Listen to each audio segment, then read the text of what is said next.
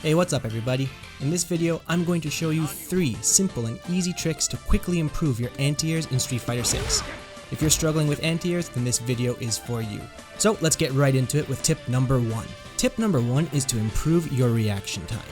A lot of players have an issue where they can see the jump and they want to anti-air, but their hands can't move fast enough to anti-air effectively, and you end up either not pushing a button at all or pushing the button too late and you get hit by the jumping attack. This is usually caused by a lack of exposure and experience. If you aren't used to reacting to anti-airs, then it's going to be very difficult to react when you're in a real match and dealing with nerves. You can increase your exposure to jump-ins by going into training mode and setting the dummy to do different attack patterns. Here's a quick example. Go into training mode and set the dummy to do the following sequences.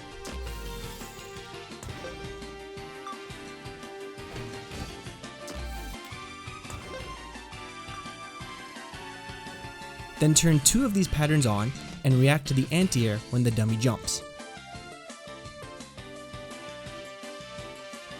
Then, once you can always anti-air effectively, for example 10 times in a row, add 2 or 3 more different patterns.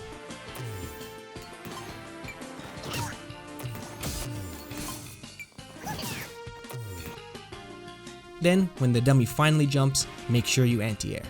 If you can do this 10 times in a row, you're set. My advice is to practice this for about 5 minutes every time you sit down to play the game. Also, don't just practice this mid-screen. Make sure you set the dummy to jump in 4 different situations: mid-screen, within cross-up range, and in the corner, both neutral jump and forward jump. Setting up the dummy to do these kind of jumps in these places on the screen and reacting will quickly improve your anti-air ability. Trust me, try this out in training mode for just 5 minutes every time you play the game and I promise you your anti-airs will improve quickly. Tip number 2.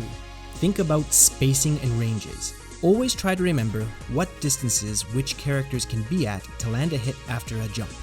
Some characters have more reach than others. Once you know these general ranges of the characters, you can shift what you look for from your opponent in a match.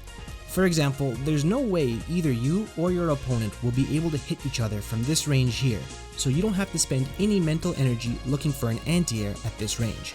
But once your opponent gets into this range here, then they can hit you with a jump in. This is the range you should start to look for and react to jumps with an anti-air. Being able to shift your focus is a great way to keep your anti-air reactions on point. And finally, tip number 3. Clean up your execution errors. This seems like an obvious one, but it's important nonetheless. If you aren't comfortable doing an anti-air motion, even in training mode, then there's no way you'll be able to pull it off reliably in a match against a real opponent. To fix this issue, go into training mode and make sure you practice the input for your anti-air slowly. Check the input display on the screen to make sure you're getting a clean input each time. Then, once you get it, start to practice it faster and faster until you can do it quickly and cleanly every time. Finally, set the dummy to do jump-ins at different timings and react with your anti-air.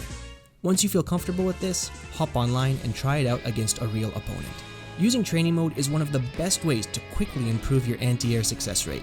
The tips in this video really helped me personally with anti-airs against master rank opponents, so I'm sure they'll work for you too.